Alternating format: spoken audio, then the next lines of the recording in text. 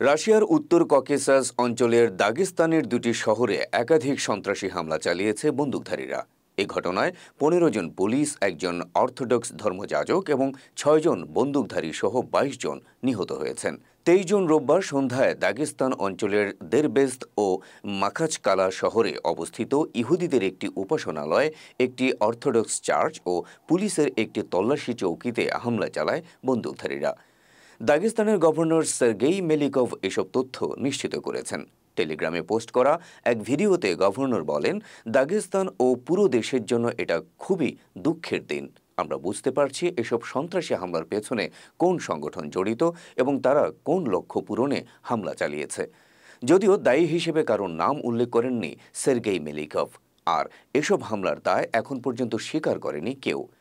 এদিকে এ সন্ত্রাসী হামলার ঘটনায় হতাহতের জেরে ২৪ জুন সোমবার থেকে আগামী বুধবার পর্যন্ত রাশিয়ার দাগেস্তানে ৩ দিনের শোক ঘোষণা করেছে স্থানীয় প্রশাসন।